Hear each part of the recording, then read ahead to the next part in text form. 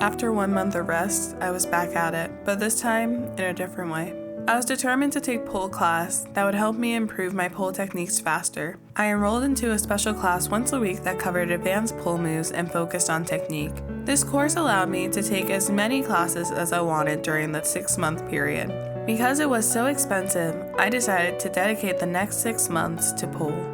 I was still struggling to climb up the pole, and there was a language barrier with the instructors. Even though I can speak Korean, they use niche words that are hard to understand. It was very hard to be passionate because I wasn't really close to anyone at the pole studio. I had been taking pole for 6 months, but I still had no friends, and it felt lonely.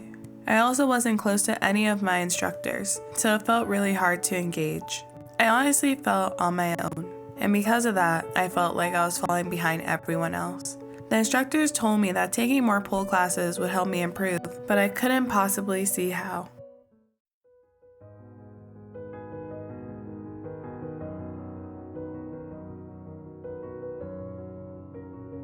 Going into October, I started to feel a little bit stronger, but I was still having problems with technique. I took my first intermediate pole class, and it was honestly really scary. It felt like a big leap forward, and I felt totally out of place because everyone else seemed to know what they were doing. They seemed surprised to see me there, because I hadn't taken that class before. It wasn't pretty. Well, I completed it, but it didn't look good. The experience had me questioning if I should have even taken a higher class at all. But despite the lows, there was also highs. Literally. I started getting a bit more confident and climbing higher on the pole. They changed up the photo zone, and it looked really cool, so I wanted to take good videos in front of it. I would sit and do a routine over and over, trying to get the perfect video. I was at the studio basically every single day because of that stupid photo zone, which was good for practice, but I was never able to take the perfect video, and that just made the frustration build.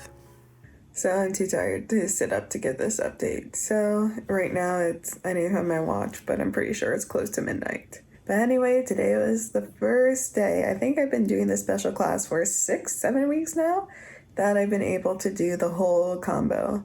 It was really hard. There's some work and technique needed, but hey, I completed it.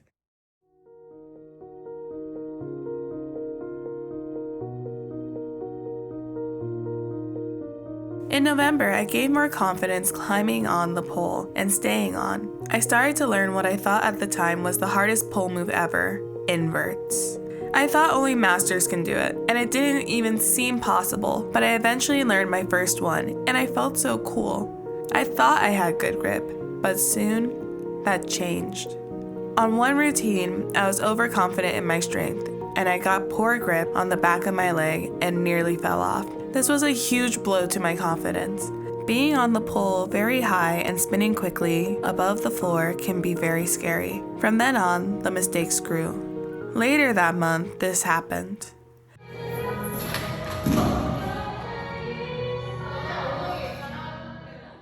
I fell completely off the pole. Thankfully, I landed on a crash mat, but it really shook me up badly, and it was hard to go high on the pole. Although the hard moves were scaring me, I started really understanding the basics.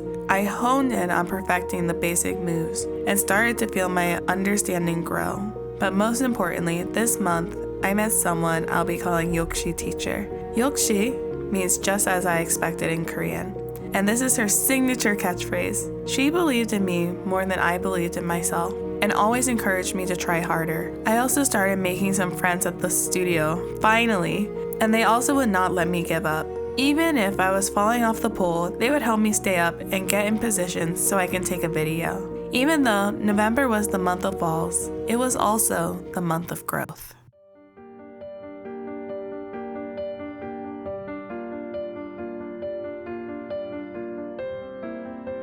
Going into December, I started to be more consistent at completing intermediate and advanced classes. I had more strength, more confidence, and I also started an Instagram account for my pole dance, where I would post every class.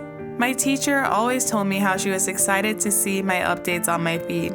I worked on my form, especially on making my climbs look more beautiful by pointing my toes. And I was also able to nail inverts more often. My branch of pole studio was closed on the weekend, so in order to get more practice, I started going to another branch. This branch was very different. The poles were much lower, and they had more grip, but it was nice to have a change of teachers and sceneries. At Christmas, my teacher wanted to do moving camera videos for everyone at the studio. I couldn't do it. I just kept failing, but my teacher wouldn't let me give up. She wouldn't let me go home without a video. My pole mates all became my hype squad and cheered me on, which felt great.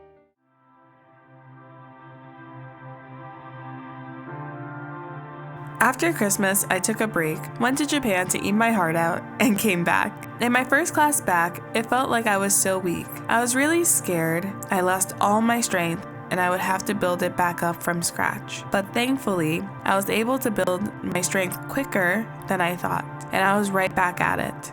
I felt like I was doing great at all my pole classes, and this was the first time I started to prove to myself that I belonged in harder classes. Not only was my mindset better, but so was my form and my strength. I think having a break away really helped me recenter and get back into it with a fresh mindset. Thankfully, I have friends at the studio to cheer me on, and I no longer felt like an outsider. Between the refresh and going to the new studios, I think it really helped me to take a new perspective on what I was doing.